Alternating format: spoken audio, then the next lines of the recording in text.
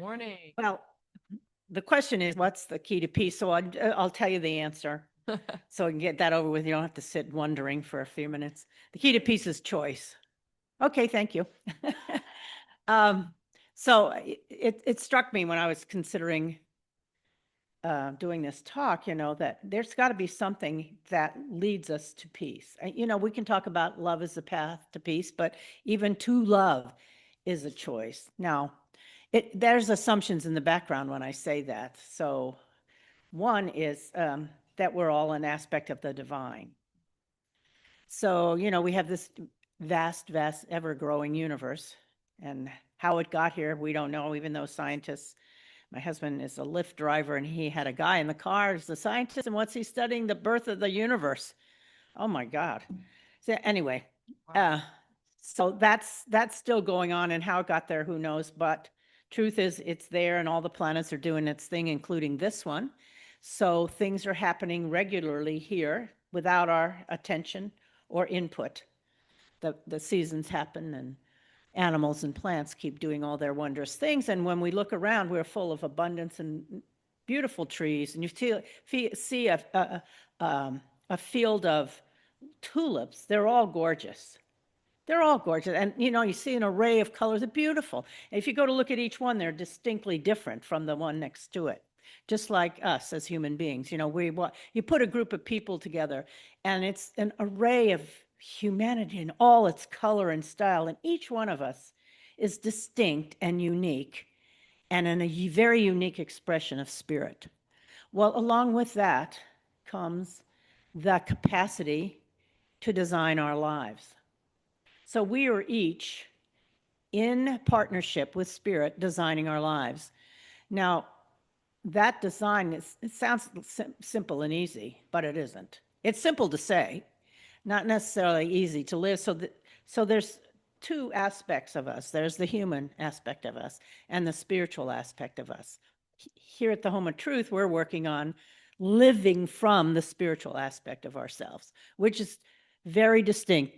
As a human being, we got all kinds of little interesting habits and ways of thinking and ways of doing things and ways of talking about things and getting things done. And, I was talking to a friend last night who didn't drink a lot, and then he was telling me the story of how he got into drinking a lot. Now he considers himself an alcoholic, and he's looking at so we went out to see a musician, and he had his second drink, and then he asked me to take it away. So I did, and he said, "Okay, just one more sip, just one more." Okay, one sip, that's it. And then I put the drink down the other end of the table. So that's a habit of his. And we were also talking about the habits that he has, like his thinking habits about self-deprecating thoughts that he has about himself. Well, what if they're just habits? And us as humans, I'm just talking about us as humans walking around on planet Earth, we have all these habits. And some of them are pretty serious. And then some people have, let's call them habits, that are super debilitating. And they have labels for them like schizophrenic and paranoid and dementia and all kinds of other stuff. And when you're in that kind of a place, there's very little control that you have, if any, because the overwhelming aspect of illness just takes over your entire body, and the capacity to connect with spirit gets lost for probably everybody that's in those circumstances. But that's not you and me right here today. So we have our own habits that are both powerful and fruitful for us, and also that are detrimental. We got both. They're going on all the time. But alas, we are each, as the song said, the face of God. Each one of us are connected, never not connected. We are always, always connected. And sometimes we're expressing that, and sometimes we're not. So if our habits, like I used to be very angry. I was kind of angry, looking for a place to land. This was years and years ago. Oh my gosh. And after I kind of got through that and got to the other side of it, I realized that it never occurred to me that there was life beyond anger. That it didn't occur like one day I'll get to be peaceful. It never happened. I actually just started doing this personal development and spiritual stuff, and it kind of happened out of that. It's not like I made a decision. And So there's this whole other aspect of life, and I suspect that people who are dwelling in their humanity more than their connection with spirit are doing the same thing. Now, when you look at places like Israel and Gaza right now and things going on here in this country, and that they're caught up in the humanity of their thinking habits, like you were saying about what you dwell on is what occurs. So they're dwelling on how much they can't stand the other person or the other country or whatever their thing is. And they're tied to it, and it's gotten hold of them. And their connection with spirit, it's like, talk about a crimp in a hose. I mean, really, it's dripping in there. Mm-hmm. They're just very human about it, and not spirit is not guiding them. They have not uncrimped their hose so that spirit can flow through them. But they have a choice. They may not know it, but we know we have a choice, and we are the ones who are co-creating life with spirit. When I say that, I mean we're in a dance with spirit, and when you dance, it's a partnership. One steps back, the other one steps forward. So that's what we're doing with spirit all the time, and we have the choice of whether we want to create peace or love or not. It's in any moment. We can do that. And we either do or we don't. And it's simple to say, just choose peace. Oh, yeah, go right ahead, choose peace. But there are those moments where you're caught up, and I certainly know I am. I get caught up in something, and I'm like, fortunately, these days, after many years, as you said, 45 years of this spiritual growth and personal development stuff, I can get hold of myself and go, wait a minute, I don't need to stay stuck here. And then do what I need to do for me, whatever that is. Take a very deep breath, usually that's included, and step back from it. Forgive often is part of it. But it's my choice at that moment. I'm the one that says, okay, I'm going for peace. I'm not going to stay over here angry. I'm not going to, any of that, any of my tendencies or my habits, I'm not going there. I'm going to go for peace. And when I do, what's so great is the minute I do that, my hose gets uncrimped and I'm reconnected in a big way, not that I'm ever disconnected, but in a big way, in a way that fills my whole body, makes my whole body relax, calms my mind down, and ta-da, there I am with spirit again in partnership and taking whatever action there is to take or having whatever conversation there is. So the only thing that gets in the way of that choice is when I'm so fully caught up in my humanity that I don't seem to be able to untangle it. But I'm aware enough to know that I'm caught up in it. So I invite you to start that process, if you haven't already, about getting really aware. That's the very first step anyway. You cannot choose anything till you're aware of that there is a choice. If you don't know that chocolate's different from vanilla, you cannot choose. And then when you see you're aware of that, then go ahead and choose. But until then, you're caught up in being human. Now, that's not wrong, and that's not bad. After all, this is what we are. I mean, a flower's a flower, a tree's a tree. We're humans. Boop, that's the way it is. We have choices. We have the capacity to choose that flowers and plants and I don't know about animals. They say it's all instinctual, but boy, I tell you what, some of the stuff that, for instance, we have a dog and a cat, the things that they do are certainly seem beyond instinctual, a lot of it, the dog in particular.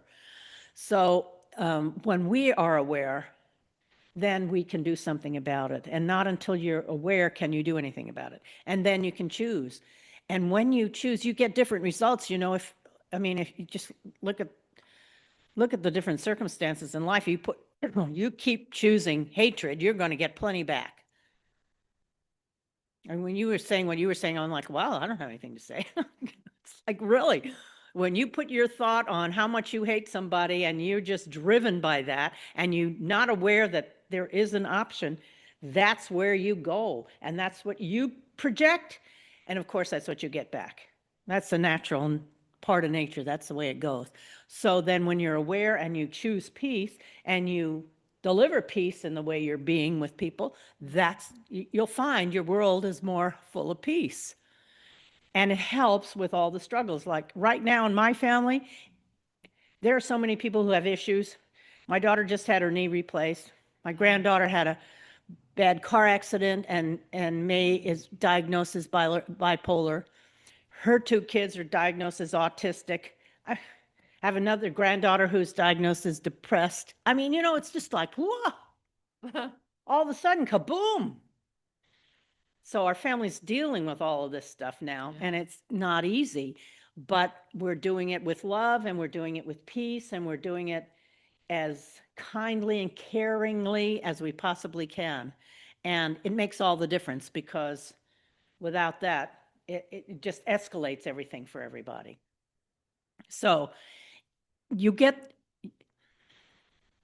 if you find yourself stuck in some human mood or mode that you can't seem to shake, it's okay.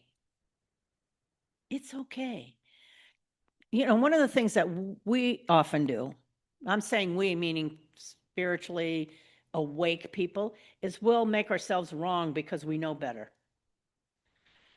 Yeah, maybe. But in that moment, it sure doesn't feel like it. It sure does not feel like it. Just like, just. Ugh. So here's an option. Grant yourself some peace. It's okay. I invite you to let yourself be. Just let it be, because you're human. And those things, well, when they happen, those moments where we're just incited and irritated and upset, they happen. They happen to all of us. And if you can't get out of it, and I've had some recently where it took me a couple days till I could finally get to peace. I was headed there, but I couldn't get there. But it does not help when you're in those places to make yourself wrong for being there. It's useless. It's actually adds to it. So if you're there, be there and let that suffering that occurs there teach you, because it's there to teach you. It's not accidental. It's there to guide you, and if you give it space, it will unfold. And guess what? You're reconnected to spirit in a new way. It's so great. It's so great. Just like the body is always healing, we are always striving to reconnect more fully and express spirit. That's all we're doing, even when it's rough. It's a guide to something in there that we can work with, let go of, think about a different way, forgive maybe, is an opportunity to be more an expression of spirit. Oh, such a deal. So there's no problem anywhere. It's all okay. It's all okay. And we can choose. That's another way of saying peace. It's all okay. We can choose that at any moment. We each have that capacity. And when you don't think you have it, it's okay too. It's okay. It's all good. You're headed that way anyway. So relax and enjoy, and let peace, let spirit wash over you. Let spirit do her work with you. She's at work all the time. She's never, just like the ocean's always ebbing and flowing. Spirit is always there working with you, giving you guidance at every moment. Often as human beings, we don't like it because it's uncomfortable, but great guidance, great guidance at every moment. So, as I said, the answer to the key, what's the key to peace, is choice. We each have that choice. And the more of us that choose that, the more that energy becomes, that's the energy around you. And the more, it's like that, little drip method. You touch the people around you, they touch people around them. Next thing you know, you've got more of a community or a family that's more at peace. And so it goes. And the more of us that are doing it, the more we bring that to life, the more we contribute to that energy on the planet rather than all the other stuff. So let's just choose peace. Part of coming here on Sunday is choosing that. I mean, it might be an unconscious choice, but here we are in this precious moment in the week where together we can just relax into that and let all that other junk go by and restore ourselves so that we are ready to take on the next week. Oh, it's a precious time to be able to come here and do that together. So thank you for being here. Let us pray. Ah, Divine Spirit, what a gift you are. Thank you, thank you, thank you for this opportunity to be so aware and to make this choice for peace. I'll say you can count on me. I am here for peace. I am here for peace. Thank you for the awareness and the gift of living life and the gift of the huge opportunities you provide for me and for all of us to express more and more of you, knowing that we're each the face of God. Blessed be, amen, and so it is. Mm-hmm.